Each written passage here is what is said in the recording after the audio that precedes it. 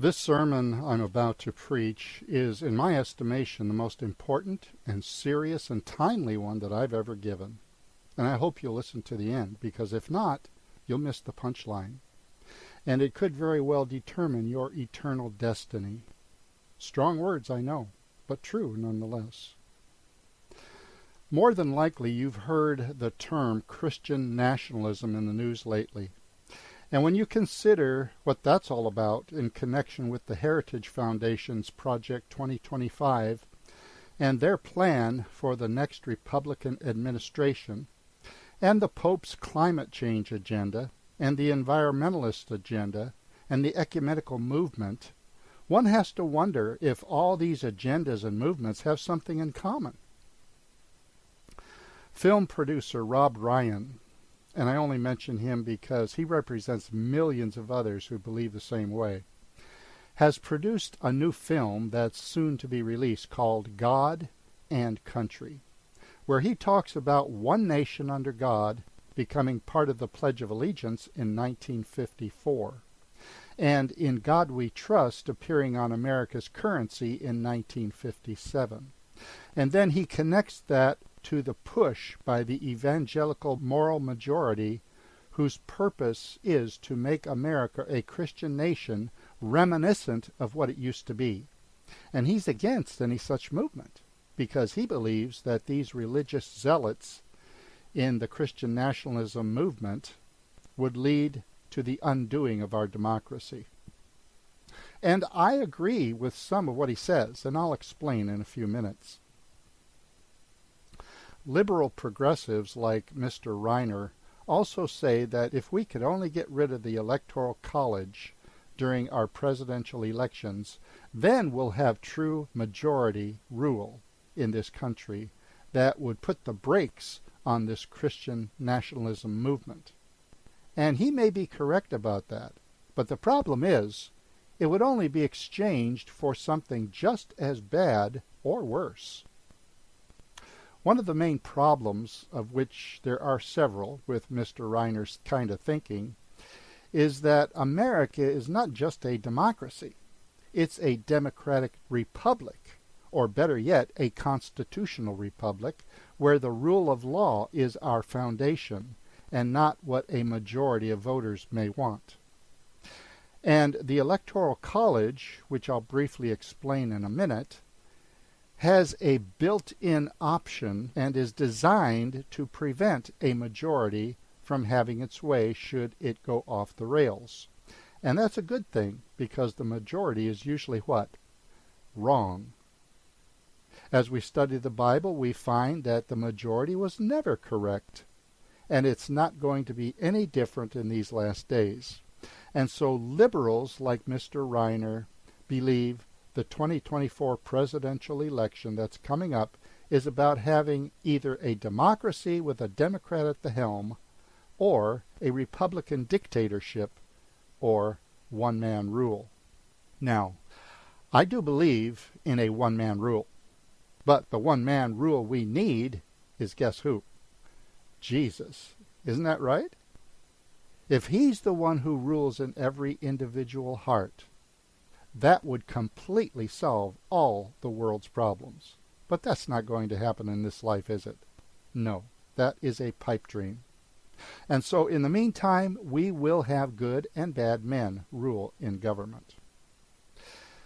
This may be a good time to read a short statement from the all-time best-selling book on the life of Christ that has ever been written, called The Desire of Ages. And on page 509, it gives the answer to the world's ills. Notice what it says. The government under which Jesus lived was corrupt and oppressive. On every hand were crying abuses, extortion, intolerance, and grinding cruelty. Sounds like today, doesn't it? That's because the sinful nature of mankind has not changed since Jesus was here, except it's probably worse. It goes on. Yet the Savior attempted no civil reforms. He attacked no national abuses, nor condemned the national enemies. He did not interfere with the authority or administration of those in power. He who was our example kept aloof from earthly governments. In other words, he did not become physically or emotionally involved with such things. Not because he was indifferent to the woes of men, now listen, but because the remedy did not lie in merely human and external measures. To be efficient, the cure must reach men individually and must regenerate the heart, not by the decisions of courts or councils or legislative assemblies, not by the patronage of worldly great men is the kingdom of Christ established, but by the implanting of Christ's nature in humanity through the work of the Holy Spirit. And all the people said, Amen. You see, the problem with this world is that men and women who have fallen human natures are trying to govern others who have the same, and it doesn't work very well. And so partaking of the nature of Christ on an individual level is the answer to the world's problems. But the problem with that is that there are so few who are willing to receive it, because it includes the crucifixion of self. We're told in 2 Peter chapter 1 and verse 4 that we have the privilege of being partakers of the divine nature. And when we do, then, and only then, are we able to conquer the evil desires of the fallen nature. And that's done by accepting the sacrifice of the desire of ages, which is Jesus, in our behalf, and then allowing the Holy Spirit to work in and through us that we might form a righteous character to the honor and glory of God. Now, even though this is true, we need to understand that there is still a need for civil government, as corrupt as it may be, because without it, things would be much worse than they are now. In another great book on history from the time of the destruction of Jerusalem in 70 A.D. to the second coming of Christ is the Great Controversy. And on page 510, notice what it says and see if you don't agree. So long as Jesus remains man's intercessor in the sanctuary above, the restraining influence of the Holy Spirit is felt by rulers and people. It still controls to some extent the laws of the land.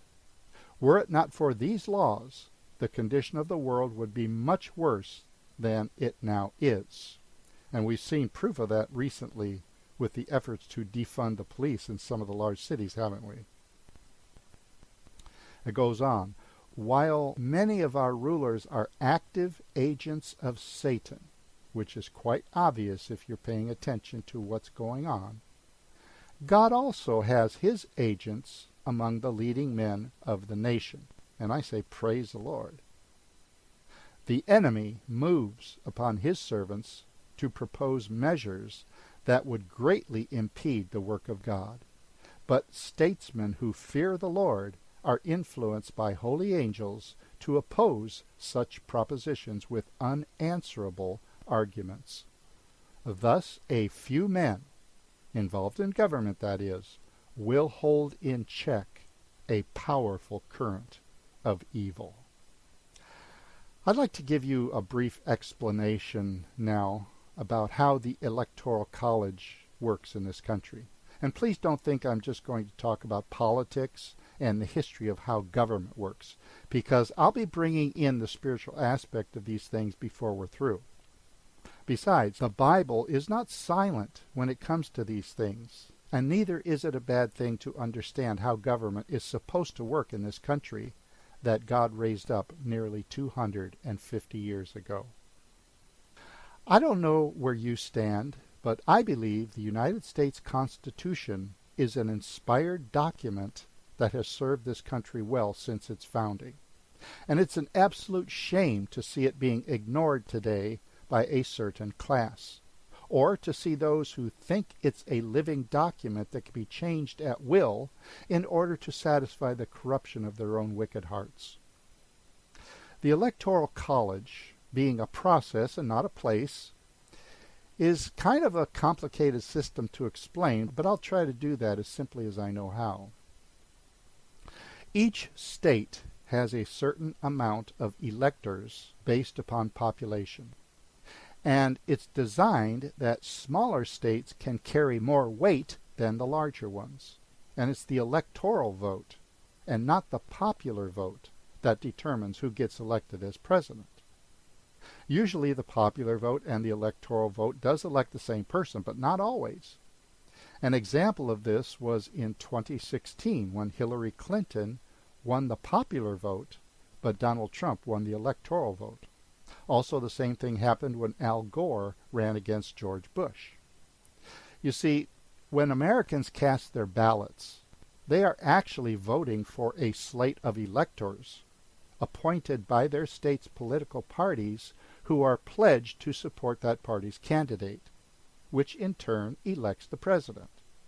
Now, you might be thinking, why not decide a presidential election by simply counting the votes, and whoever gets the most wins?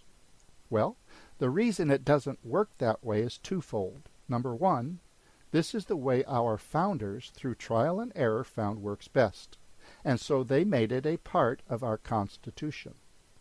During presidential campaigns, what the candidates try to do is tailor their messages to what they believe a particular state's needs are, and then hope the electors will cast for them, especially in smaller states where the electoral vote has more weight per capita than the votes in more heavily populated states. And that's one of the ways it's possible to have the most votes overall, but still lose the election. And number two, and probably the most important, is that if it was simply by popular vote, then most of the heavily populated cities would determine who gets the presidency every single time, since that's where most people live.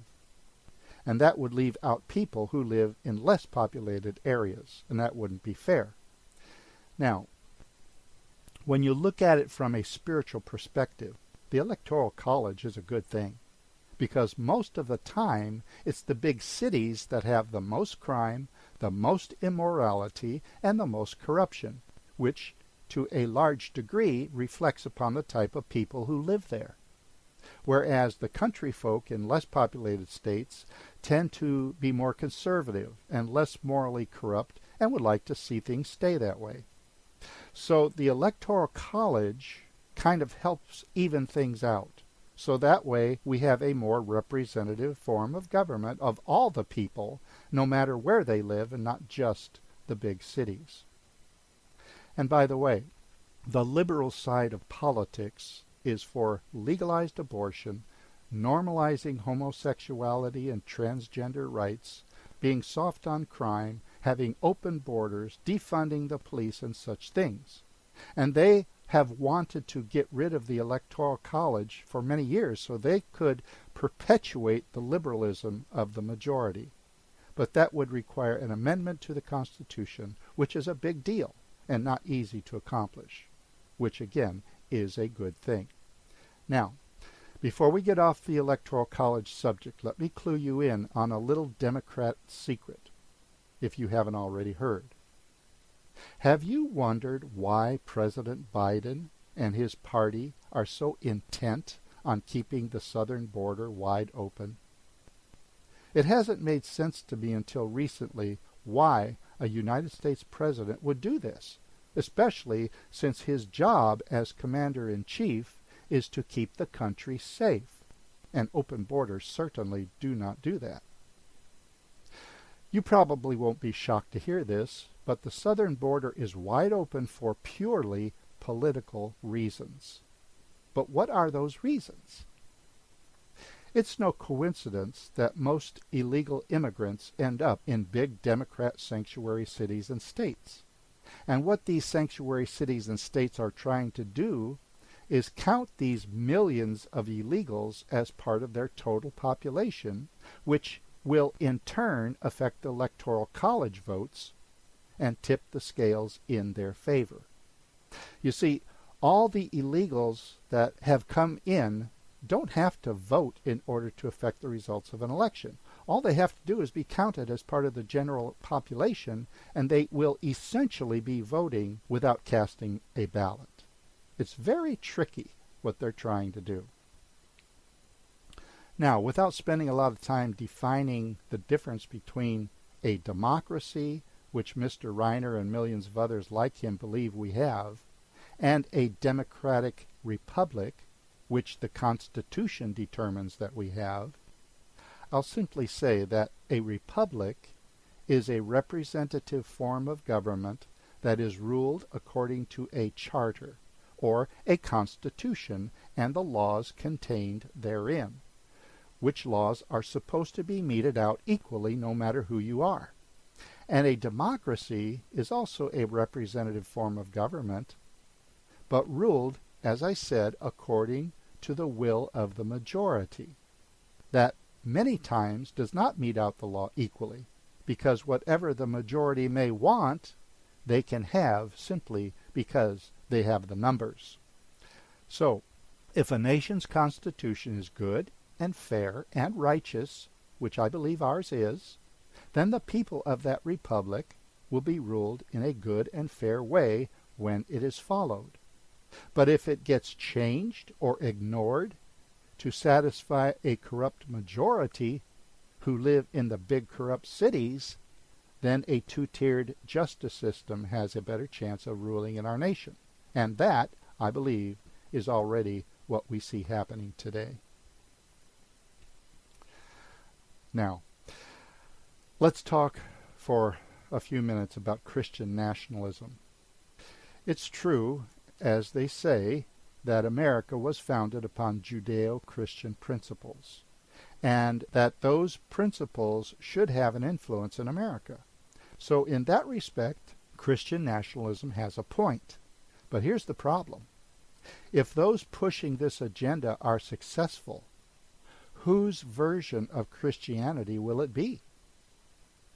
Number one, Christian nationalism leaders don't believe in the separation of church and state, even though the First Amendment to the United States Constitution plainly says Congress shall make no law respecting an establishment of religion or prohibiting the free exercise thereof. And according to Bible prophecy, we know that the Constitution will have to either be changed or ignored in order for the mark of the beast to be enforced and a death decree to be the punishment for dissenters. And so not only does the First Amendment protect the right to freedom of religion and of expression from government interference, but also prohibits any law that would establish a national religion, even if that religion is Christianity. The Establishment Clause in the First Amendment prohibits the government from passing legislation to establish an official religion or to prefer one religion over another, which again enforces the idea of the separation of church and state. And so how does Christian nationalism try to explain away the First Amendment in order to convince people that there is no such thing as the separation of church and state? I have heard a couple different speeches by certain congressmen and congresswomen who support Christian nationalism. But how can they say that there is no such thing as the separation of church and state when the First Amendment is so plain? Here's how the more prominent Christian nationalists do it. They refer to a letter, and one congresswoman called it a stinking letter, written by Thomas Jefferson to the Danbury Baptist Association in Connecticut in 1802, because these Baptist Christians wanted the assurance from the president that they would be free to practice their religion without government interference. And when Jefferson wrote back to them, he stated in his letter that the First Amendment built, quote, a wall of separation between church and state. But that particular phrase was not included in the Constitution itself in just those words. The intent is clearly there, but those words are not. And so speculation on the fact that those exact words are not there, those who subscribe to Christian nationalism construe that to mean that there is no wall of separation at all, and it's perfectly okay for the United States to have a national religion since America has been based on Christianity from its founding. That's our DNA. And, they say, because we have our roots in Christianity, we're not Muslims or Hindus or Baptists or atheists, but have our foundation in Christian values. And this is what has made America the greatest country on earth. And that's very hard to argue against, because it's absolutely true. Christian nationalism says, because we have left our Christian roots, we are no longer looked upon as a Christian nation. And the result of that are what we see today with all the immorality going on. And again, it's hard to argue against that because of the woke agenda with all the transgender nonsense and the killing of babies in the womb and even out of the womb, and crime and killing of every sort. And so the belief is that we need to get back to those Christian roots once again if we want to save our nation. And that's what Christian nationalism is all about. And it sounds pretty good when you think about it, except for one thing. And you'll hear me say this over and over. Whose version of Christianity will it be? The one thing we must always keep in mind is that true Christianity will never force people to become Christians and make them believe or follow certain teachings. But our great adversary, the devil, pushing a false Christianity will. Satan has done this many times in the past, and he will do it again in the future. Now, I have no doubt that these Christian nationalists believe they're doing the right thing, and that they believe that if Christ is not upheld in the public square, then there's another power that will take over by default. And they're right. That's why we have seen such an increase in various types of sin. But here's the thing. Those who would like to correct these things do not know where their efforts will ultimately lead. They may have true and righteous principles as their foundation, but the end result is not going to be very pretty, because persecution will inevitably result, just like it did during the Dark Ages. But this time it won't last 1260 years, but only a very short time, just before the Lord says, "It is finished." The Founding Fathers, in their refusal to establish a state church, didn't think religion was bad, but that there was a problem with our fallen human nature that tends to want to dominate and rule over others, and that kind of thing needed to be watched for and checked should it rear its ugly head. That's the reason for the First Amendment, and the founders thought it was so important that they made it their very first concern. They understood that religion, which was good in itself, could be used toward either good or bad purposes, and unless measures were taken to prevent things from heading off in the wrong direction, it could persuade the gullible and unsuspecting to join forces with those intolerant of the views of others and destroy the very essence of religion itself. They understood by experience that by persecuting whoever refused to accept the religion of the state, or those whose lives were deemed insufficiently righteous, could impose a religious tyranny so suffocating in its grip that it could end up putting people in prison or in eliminating them altogether to preserve their version of Christian unity in order to save the nation. So, as to prevent the abuses that come from those having power, such as what happened in old Europe when Catholics persecuted Protestants, Protestants persecuted Catholics, Protestants persecuted other Protestants, and both Protestants and Catholics persecuted the Jews. To prevent that from happening again, the Founding Fathers drafted the First Amendment to keep the state from meddling in religion and religion from meddling in the affairs of the state, so as to safeguard against the persecutions of the past from being repeated. You see, compared to every other nation on the planet, America was to be a radically new experiment in government, which would show the world that free men and women had no need of princes and kings and popes to govern them, but that they could govern themselves. What a novel idea! You might not think so, but that was radical thinking a couple hundred years ago. And this is the reason England hoped this fledgling experiment would fail, and why they warred against it. Because the elites didn't want to give up their power and position and didn't want their own nation to be contaminated with the ideals of a democratic republic and we the people being spread to their own people. And of course, this notion of freedom has its roots where? In the Bible and in a creator, which our founders claim to believe, and why they wrote the Declaration of Independence that says, "We hold these truths to be self-evident, that all men are created equal, that they are endowed by who?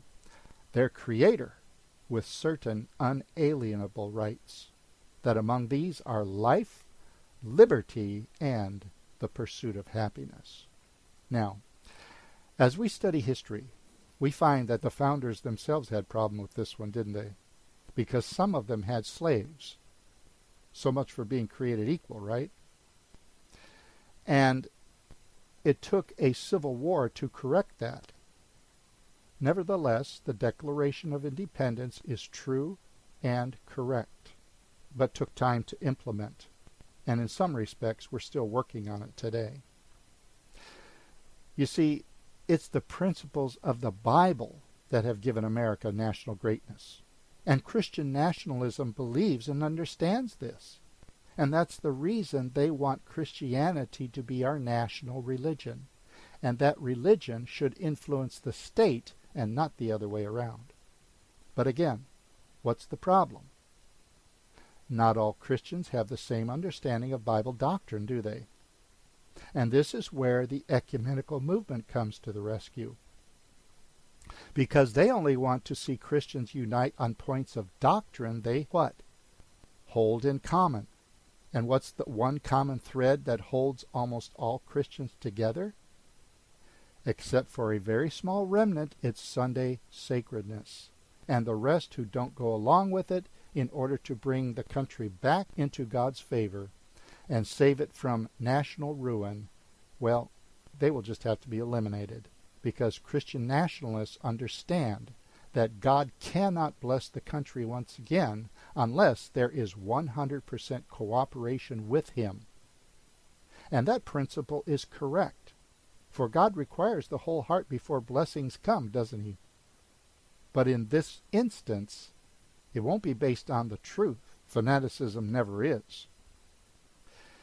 In order for dissenters to be found guilty and prosecuted and finally found worthy of death, according to Revelation 13:15, a terrible time of trouble of some kind must first develop.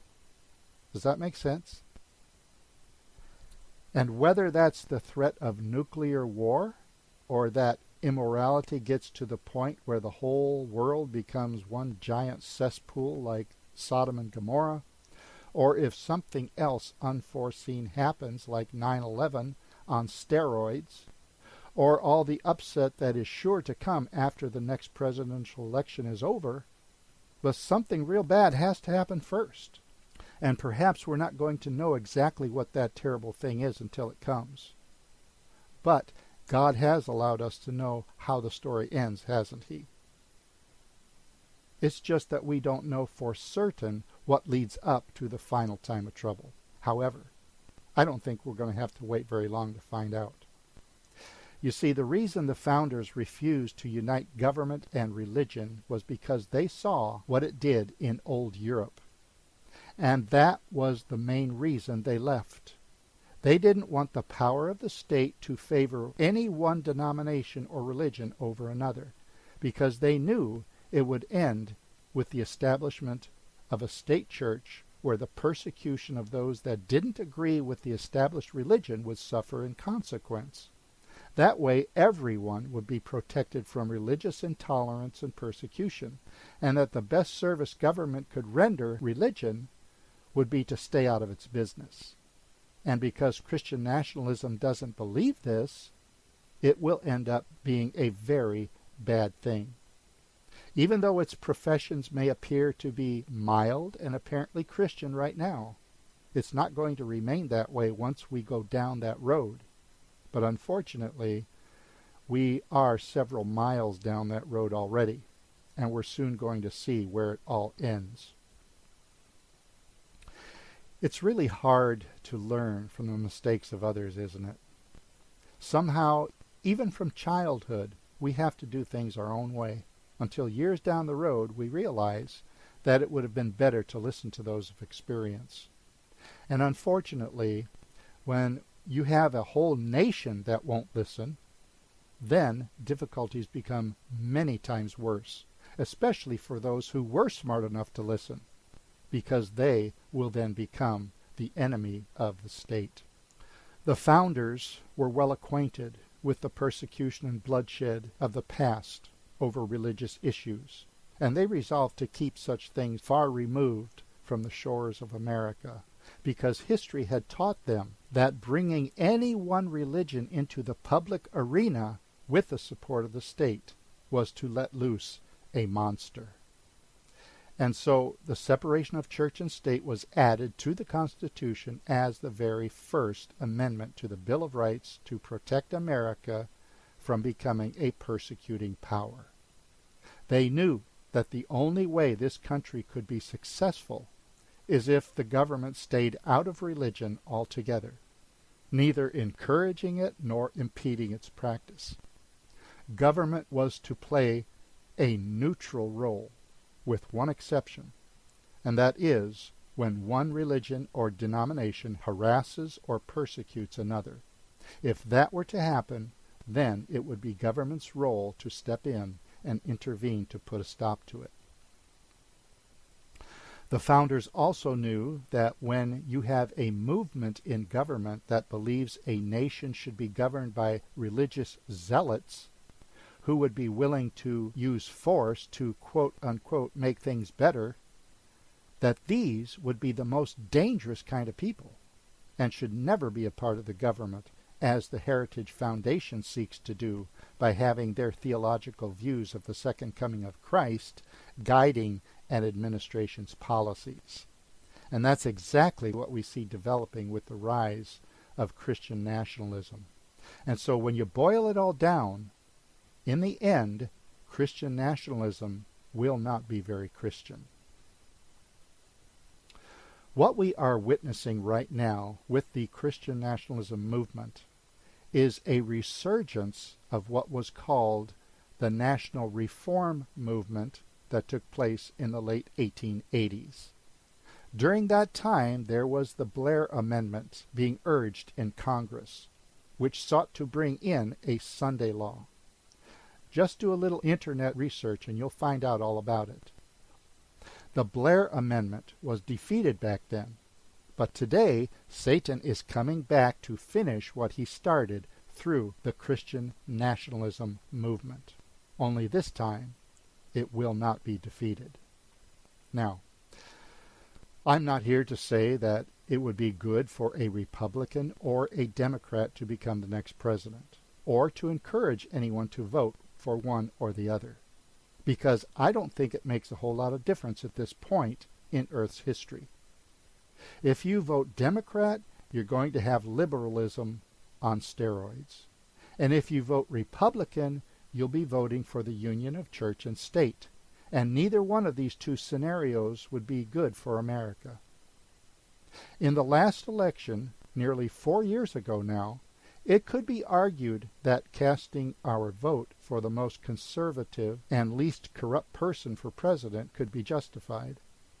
But a lot has happened during the last few years. to call that into question. However, if the polls are correct and they don't change much between now and November, it looks as though a Republican will become president this next time, and probably Donald Trump, unless the Democrats manage to put him in prison first, as they've been trying desperately to do, or assassinate him if they fail to do that. And don't think it can't happen. Politics is a very dirty business, and some of them will stop at nothing, and I mean nothing, in order to have their way. But as I said, it probably doesn't matter whether Democrat or Republican, because we're given a clue that in the end there will be a corrupt harmony among lawmakers and those in positions of power, regardless of party politics, that will enact a law that will target those who keep the commandments of God and have the faith of Jesus. Let me read that to you from The Great Controversy, page 592. Again, it's a great history book with lots of biblical proof that supports what I'm about to read, and I highly endorse it. Here's what it says. The dignitaries of church and state, or we might say the bigwigs who are the heads of the church and state, will unite. Will do what? Unite. Be they Republican or Democrat or Independent, to bribe, persuade, or compel all classes, no matter be they Christians, atheists, or non-Christians, to honor the Sunday. The lack of divine authority will be supplied by oppressive enactments. You will do this or else. Political corruption is destroying love of justice and regard for truth. And isn't that a fact? Especially today, as we see how the Department of Justice is politically motivated to destroy their political opponents.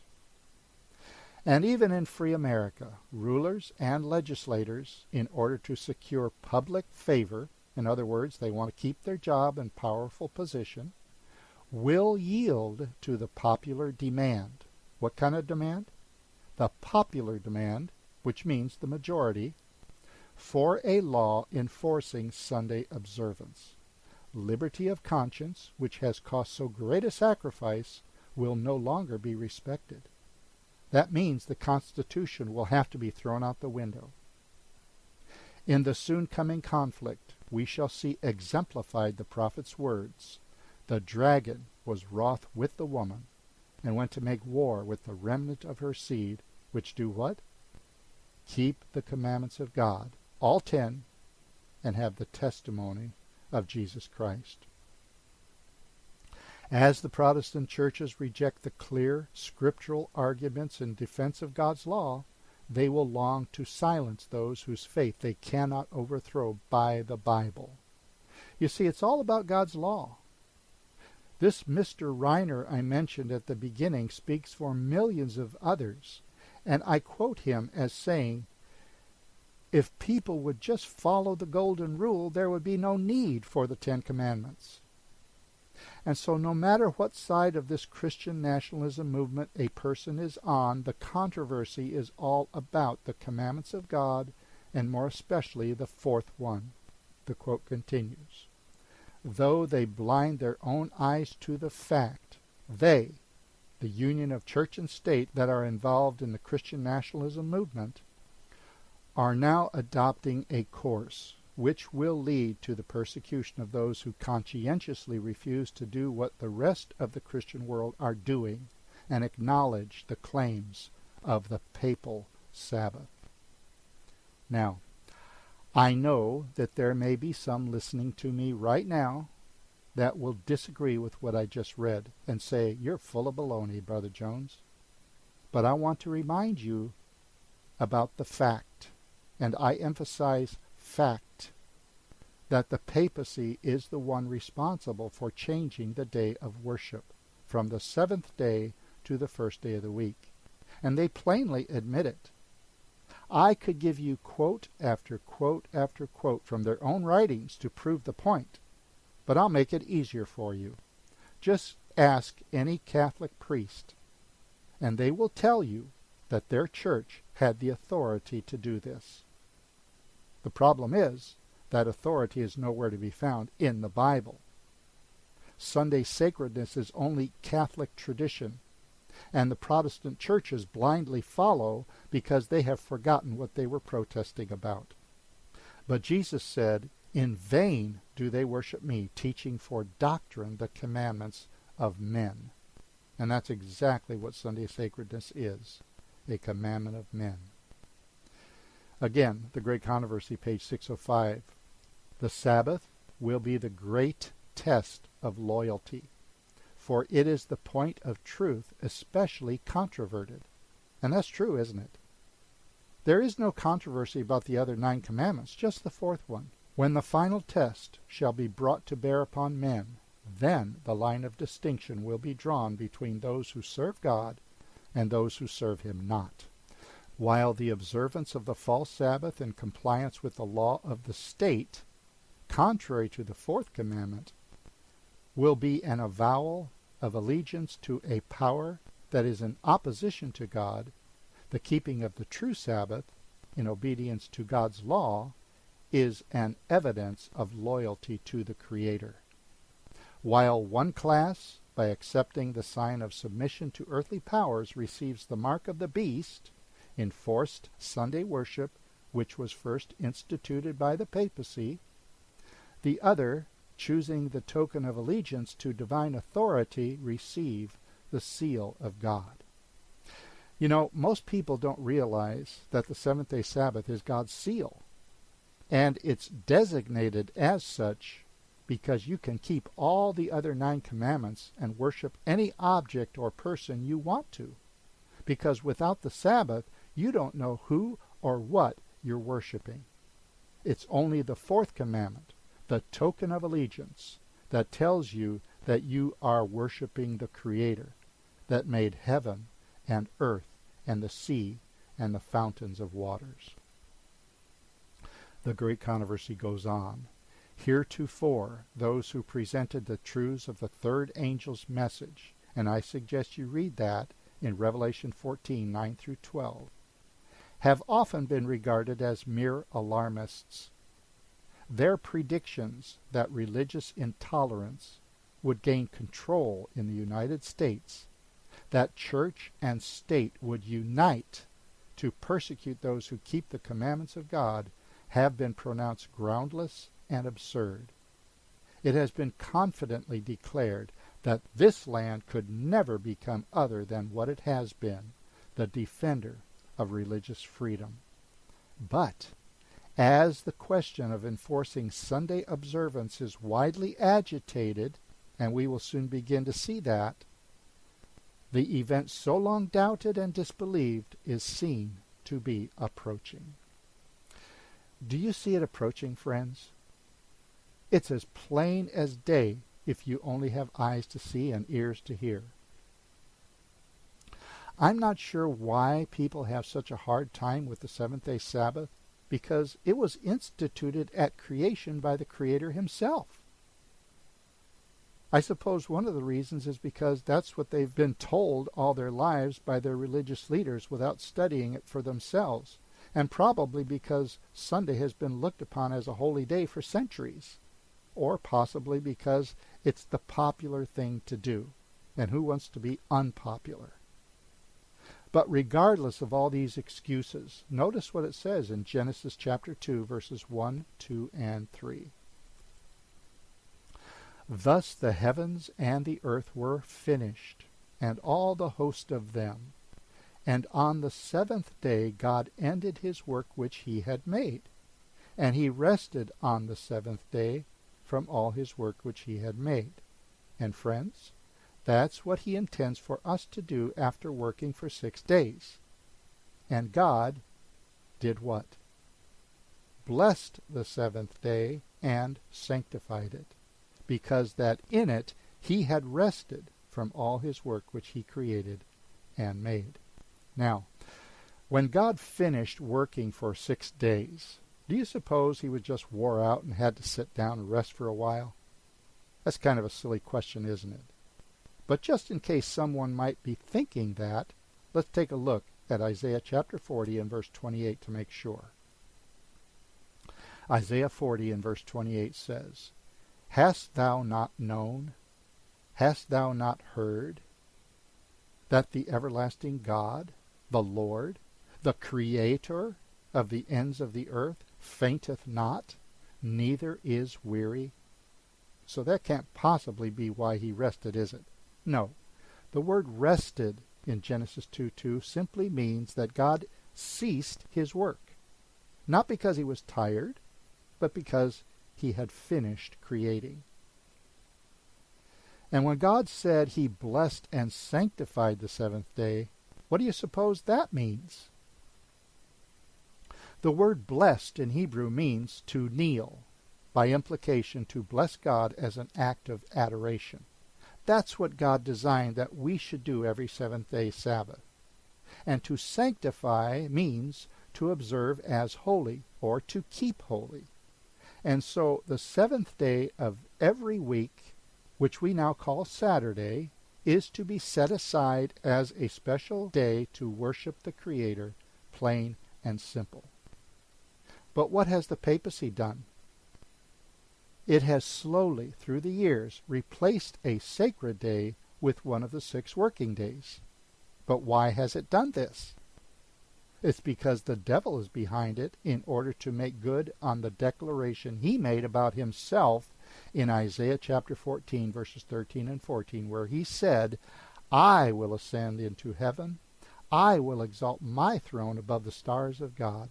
I will sit upon the mount of the congregation in the sides of the north. I will ascend above the heights of the clouds. I will be like the Most High. What better way to usurp the authority of God than for the devil to nullify the very day the Creator set aside for his own worship? This usurpation of God's authority has taken centuries to develop and implement, bringing in the first Sunday law in 321 AD with the decree of Emperor Constantine. Get on the internet and check it out. Afterward, the seventh-day Sabbath and Sunday were both looked upon as sacred days for many years, until finally the seventh day was disregarded by the majority, and Sunday, or the day of the pagan sun god, was looked upon as God's special day. But just because something is hoary with age doesn't mean it's true, does it? Don't take my word for the fact that Sunday sacredness has no biblical authority, but study the history of it for yourself and draw your own conclusions, and do it right away, because we're soon going to witness Congress enact a national Sunday law that will eventually have a death penalty attached to it for those who conscientiously refuse to do what the rest of the world are doing. It'll be similar to what happened to Shadrach, Meshach, and Abednego, who refused to bow down and worship the golden image set up by King Nebuchadnezzar. And what happened to them? They were miraculously saved from being destroyed in the fiery furnace, weren't they? And friends, God will deliver us also if we refuse to bow down to the image of the beast, which is apostate Protestantism acting like Catholicism of old, as it persecutes those who refuse to reverence a day that was instituted by the man of sin. And here's something else. The fact that God blessed and sanctified the seventh day and no other right at the end of creation week means that the seventh-day Sabbath is not the Jewish Sabbath, because creation week was 2,500 years before there was a Jewish nation. And so claiming that the seventh-day Sabbath is a Jewish Sabbath, which I've heard people try to make many times, is a ridiculous argument to make in favor of Sunday. And neither is Sunday a sacred day because Jesus rose from the grave on that day, because according to Romans chapter 6, verses 3 through 5, baptism is the memorial of the resurrection, not Sunday. Read it for yourself. In Matthew 2:27, Jesus, who is the Creator, by the way, said the seventh-day Sabbath was made for man, or mankind, and not just for one nation or one group of people. And Isaiah 66:23 says we're going to keep it in the earth made new. So how does it make sense to say that the seventh day was kept from creation and all through Old Testament times and will be kept in the new earth, but in between time, during New Testament times, is somehow Sunday in honor of the resurrection? No, friends. The Bible is consistent all the way through. That's why in Matthew 5:17 and 18, Jesus said, "Think not that I am come to destroy the law or the prophets. I am not come to destroy, but to fulfill." And just because he fulfilled it perfectly by observing it and giving us an example doesn't mean that we are now free to violate it. To have the faith of Jesus is to observe the Sabbath the way Jesus did. In verse 18, Jesus said, "Verily, I say unto you, till heaven and earth pass, one jot or one tittle shall in no wise pass from the law till all be fulfilled." Friends, the fourth commandment is part of that law. And Jesus said not the least little bit of that command, or any of the other 9, would pass away. And last I checked, heaven and earth have not yet passed away. And so all 10 commandments are still binding upon all mankind. Now, let me try to bring this all together in closing. Considering that Project 2025 defaults to Sunday as the Sabbath, and again, research it for yourself, and because the Heritage Foundation, who is behind it, is going to help a Republican president have a cabinet of zealous Christian nationalists to help him implement policies that will bring America back to God, and that the Pope's climate change agenda is to make Sunday a family day and a day of rest to save the planet, and because the goal of the ecumenical movement is to unite Christians of all denominations together upon points of doctrine they hold in common, i.e. Sunday worship, and because the purpose of environmentalism is also to save the planet by limiting human activity at least one day a week, what day would make the most sense? It's self-evident, isn't it? If you could line up all these various global agendas and movements and shoot an arrow right through their middle, you would see that the tip of that arrow points directly at Sunday sacredness as the final target. Every last one. And friends, this is not just coincidence, but a master plan of His Satanic Majesty.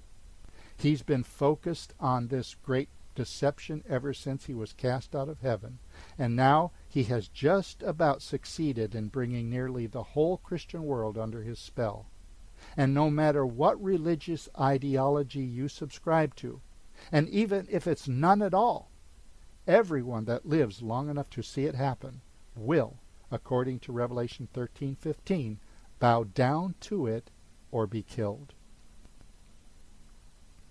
We have a presidential election coming up very soon, and it could be the last one before all hell breaks loose, because no matter who wins, there will probably be rioting in the streets and accusations of cheating that could bring on a time of trouble such as this world has never seen. And I hope I'm wrong, but that's what it looks like to me.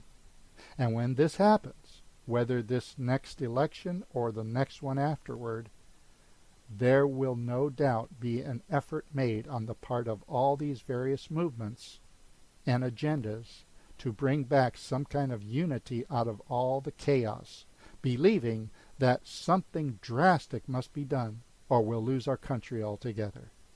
In fact, many people are already feeling like that as they see a politically weaponized judicial system flexing its power to do whatever it takes to win an election. You see, dear friends, the pendulum of human history has been swinging way to the far left for several years now, and it's about to swing way far to the right. I wish that pendulum, as it swings back, would slow down and stop in the middle, like our founding fathers wanted. But there's far too much force and weight behind it to stop now. Because of all the division and hatred that exists in these divided states of America, it's hard to see how it will ever become the United States that once was.